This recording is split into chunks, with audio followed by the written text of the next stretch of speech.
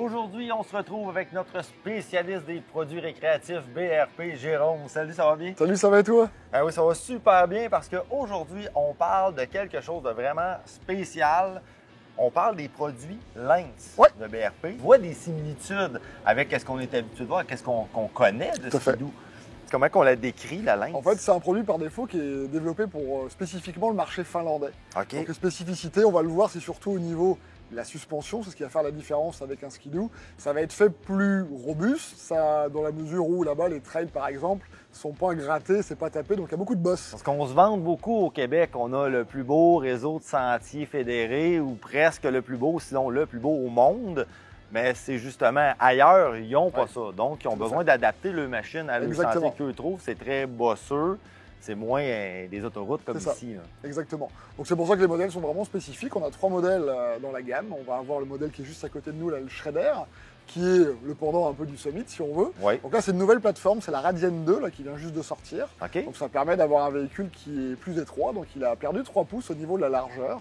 Là encore, pour être plus agile au niveau du hors-piste, donc à flanc de montagne par exemple. On a une nouvelle chenille également qui est vraiment une pleine grandeur, pleine largeur, qui va permettre vraiment d'être plus rigide aussi. Et puis surtout, ils ont repensé également tout ce qui va être refroidissement au niveau également de la transmission, au niveau de la courroie. Donc c'est vraiment une arrivée d'air frais à 100%. Donc c'est plus performant, plus durable aussi. C'est plus performant, c'est plus durable au niveau de la courroie. Justement, on le sait que le danger, l'ennemi numéro 1 d'une courroie, c'est la chaleur, finalement. Donc, on vient de remédier à une situation où on va prolonger la vie de la courroie, c'est sûr, avec ça. Là. On va retrouver également donc, un frein qui va être ajustable, également, donc ça c'est la nouveauté. Okay. Un grand écran de 10 pouces 1/4 qu'on peut rajouter aussi. Sur ce modèle-là. Donc là, on l'a avec un écran de 4,5 pouces, mais on peut l'avoir en 10 pouces 1/4. Et puis également, donc nouvelle signature visuelle sur ce modèle-là, on est sur de la Dell, donc pareil, on voit mieux, donc c'est vraiment parfait.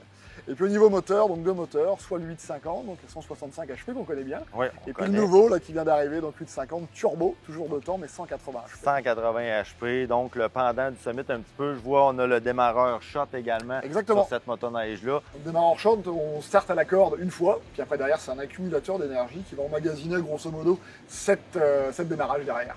Là, on a parlé du pendant du Summit. Si on va dans celle-là ici, par exemple. Voilà, tout à fait. Donc là, on va être sur la Rave RE, donc on est sur l'équivalence d'une Renegade. Donc on va avoir même longueur, on est sur un 137 de long. Parfait. On a un seul moteur, on est sur un 850 là aussi, la performance, donc 165 HP. Donc c'est pareil, c'est vraiment fait robuste par rapport aux suspensions, même principe que sur le Shredder qui est à côté de nous. Voilà, donc on a vraiment des patins qui vont être un petit peu plus larges, des suspensions KYB, 46 Kayashima, donc c'est vraiment du très haut de gamme. C'est vraiment du haut de gamme, ça s'ajuste exactement, il y a de l'ajustement à pu finir. Ouais, au niveau du rebond, au niveau de la compression, au niveau de tout ça, on peut vraiment l'adapter à nos goûts personnels. Exactement. Là. Donc après, ce qui est intéressant aussi là-dessus, c'est qu'on va retrouver la plateforme Link. Donc si je veux rajouter de l'accessoire, j'ai un Ski-Doo, je transfère sur un Lynx, je vais pouvoir garder mes accessoires aussi. Ça fonctionne également. On parlait de suspension, j'ai remarqué suspension arrière, c'est un choc horizontal. Exact, de façon justement là encore à passer sur les bosses de façon beaucoup plus facile, entre guillemets. Ça.